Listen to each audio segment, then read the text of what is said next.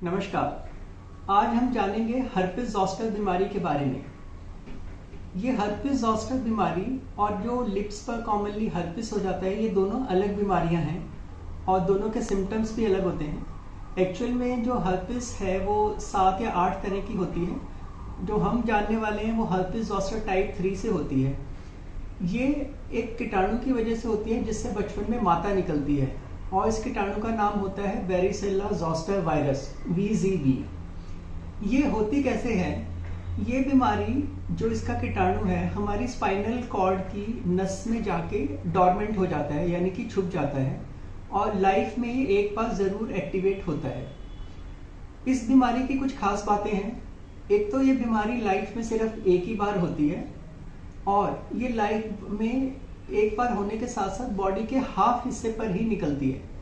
किसी किसी पेशेंट में, जैसे HIV पेशेंट्स या मैलिग्नेंसी, ये कैंसर पेशेंट्स, उनमें ये बीमारी दोबारा भी हो सकती है, लेकिन कॉमनली ये एक ही बार होती है। ये इसकी खास बात है। तो इस बीमारी में जब ये वायरस एक बार एक्टिवेट होता है तो जहां जहां पर ये नस ट्रेवल करती है वहां पर इसके लाल रंग के दाने निकल जाते हैं। ये दाने 3 तरीके से निकल सकते हैं। जैसे कि कुछ पेशेंट्स में पेन पहले स्टार्ट होता है और दाने कुछ दिनों के बाद निकलते हैं। तो इनिशियली जैसे जब पेशेंट को पेन होता है तो पेशेंट वहाँ पे ज़्यादातर पेन किलर जेल लगा लेता है या फिर गर्म बॉटल से सिकाई कर लेता है और फिर 1 या 2 दिन के बाद दाने निकलते हैं। तो ज़्यादातर पेशेंट्स ये सोचते हैं कि जो उन्होंने जेल लगाया, ये जेल लगाने के रिएक्शन की वजह से उनको पेन ये और दाने हो गए, या फिर जो उन्होंने सिकाई करी उसकी वजह से दाने हो गए। लेकिन ये हर्पिस ज़ॉस्टर बीमारी का ही पार्ट होता है और ये कॉमनली मिसडायग्नोस भी होती है फिजिशियन से या बाकी डॉक्टर से। कैसे मिसडायग्नोस होती है ये?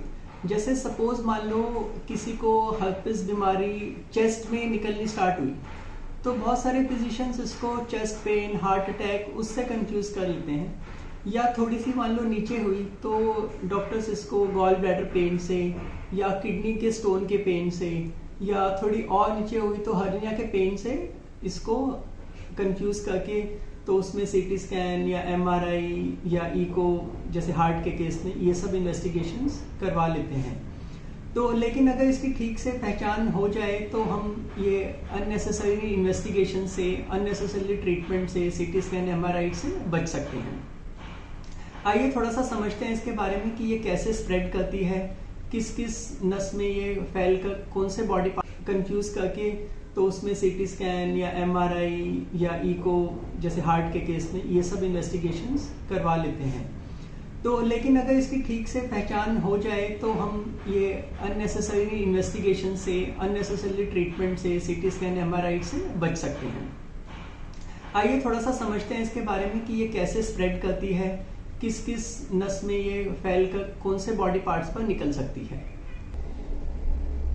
ये देखिए, ये हमारे स्पाइनल कॉर्ड है जो ऊपर गर्दन से स्टार्ट होकर नीचे तक जाती है।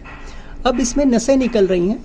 जो लेफ्ट साइड की नसें हैं वो लेफ्ट बॉडी को सप्लाई करती हैं और जो राइट साइड की नसें हैं वो राइट साइड को सप्लाई करती हैं।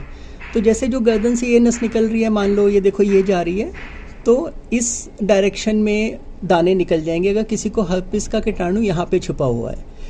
किसी पेशेंट में अगर हर्पिस का कीटाणु मान लो इस वाली नस में छुपा हुआ है तो ये देखो नस यहाँ से घूमती हुई आगे चेस्ट की तरफ जा रही है, तो चेस्ट तक उसको दाने निकल जाएंगे।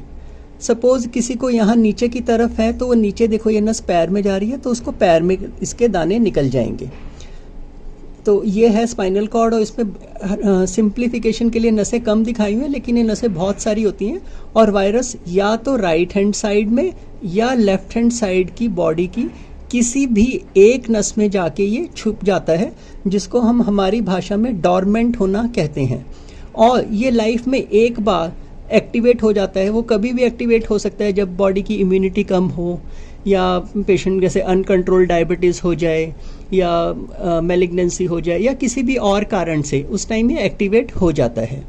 और अभी हमने कोविड के बाद इसके बहुत सारे पेशेंट्स ज़्यादा देखे हैं हर्पिस ज़ॉस्टर बीमारी के। अब ऐसे ही ये जो नसें अगर यहाँ से जाके फेस पर भी सप्लाई करती हैं तो ये हर्पिस ज़ॉस्टर बीमारी फेस पर भी आ जाती है, जिससे आँखों पे स्वेलिंग, रेडनेस या फिर माथे पर हेडेक और इन सब के सिम्टम्स भी हमें देखने को मिल जाते हैं।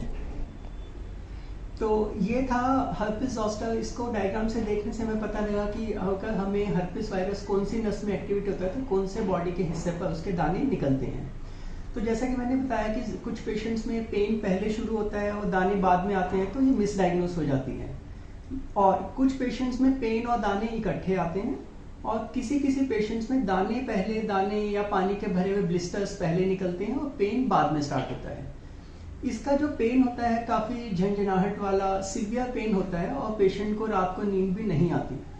तो इसके ट्रीटमेंट हमें टाइम से शुरू करना होता है ताकि बीमारी ज़्यादा ना फैले। कोशिश करके 48 आवर्स से 70 भाषा में डॉर्मेंट होना कहते हैं, और ये लाइफ में एक बार एक्टिवेट हो जाता है। वो कभी भी एक्टिवेट हो सकता है जब बॉडी की इम्यूनिटी कम हो, या पेशेंट जैसे अनकंट्रोल्ड डायबिटीज़ हो जाए, या मैलिग्नेंसी हो जाए, या किसी भी और कारण से उस टाइम ये एक्टिवेट हो जाता है। और अभी हमने कोविड के बाद इसके बहुत सारे पेशेंट्स ज़्यादा देखे हैं हर्पिस ज़ॉस्टर बीमारी के। अब ऐसे ही ये जो नसें अगर यहाँ से जाके फेस पर भी सप्लाई करती हैं, तो ये हर्पिस ज़ॉस्टर बीमारी फेस पर भी आ जाती है, जिससे आँखों पे स्वेलिंग, रेडनेस, या फिर माथे पर हेडेक, और इन सब के सिम्टम्स भी हमें देखने को मिल जाते हैं। तो ये था हर्पिस ज़ॉस्टर। इसको डायग्राम से देखने से हमें पता लगा कि अगर हमें हर्पिस वायरस कौन सी नस में एक्टिवेट होता है तो कौन से बॉडी के हिस्से पर उसके दाने निकलते हैं। तो जैसा कि मैंने बताया कि कुछ पेशेंट्स में पेन पहले शुरू होता है और दाने बाद में आते हैं, तो ये मिसडायग्नोस हो जाती है। और कुछ पेशेंट्स में पेन और दाने इकट्ठे आते हैं, और किसी किसी पेशेंट्स में दाने या पानी के भरे हुए ब्लिस्टर्स पहले निकलते हैं और पेन बाद में स्टार्ट होता है। इसका जो पेन होता है काफ़ी झंझनाहट वाला सीवियर पेन होता है, और पेशेंट को रात को नींद भी नहीं आती। तो इसके ट्रीटमेंट हमें टाइम से शुरू करना होता है ताकि बीमारी ज़्यादा ना फैले। कोशिश करके 48 आवर्स से 72 आवर्स के अंदर अंदर अगर इसका ट्रीटमेंट स्टार्ट हो जाए, तो इसकी कॉम्प्लिकेशन होती है जिसको हम पोस्ट हर्पेटिक न्यूरालजिया बोलते हैं, तो उसके होने के चांसेस कम हो जाते हैं। पोस्ट हर्पेटिक न्यूरालजिया एक बेसिकली क्या होता है, जब हर्पिस ठीक हो जाता है तो इसका पेन कुछ हफ्तों या महीनों तक रह सकता है। तो उससे बचने के लिए हमें इसका ट्रीटमेंट जल्दी स्टार्ट करना चाहिए। तो जो नेक्स्ट चीज़ है हर्पिस के बारे में, वो है प्रिवेंशन। ज़्यादातर क्योंकि इसका जो कीटाणु है भाई चिकन पॉक्स का और हर्पिस ज़ॉस्टर का सेम कीटाणु है, तो जिन लोगों को हर्पिस ज़ॉस्टर निकला है उनके फैमिली मेम्बर्स को चिकन पॉक्स हो सकता है। तो जो ज़्यादा छोटे बच्चे या एल्डरली पेशेंट्स हैं उनके संपर्क में, उनको थोड़ा सा कुछ दिनों के लिए अगर हो सके तो डिस्टेंस मेंटेन करना चाहिए, जिससे कि चिकन पॉक्स होने के चांसेस कम हो जाएं। तो ये था हर्पिस ज़ॉस्टर बीमारी के बारे में। और इसके ट्रीटमेंट में कुछ दवाइयाँ हैं जैसे वैलसाइक्लोविर या एसाइक्लोविर, वो देते हैं। वो जो उसकी डोज है वो पेशेंट की एज और उसके एज कितनी है, बच्चा है या बड़ा है, पेशेंट को प्रेगनेंसी है या नहीं है, उसके हिसाब से दी जाती है। साथ में इसमें जो दवाइयाँ पेन किलर्स दी जाती हैं जिससे कि पेन कम हो, या इंजेक्शन भी समटाइम्स हमें देना पड़ता है। तो ये है हर्पिस ज़ॉस्टर के बारे में। और अगर आप कुछ और इसके बारे में जानना चाहें तो नीचे कमेंट में ज़रूर लिखें।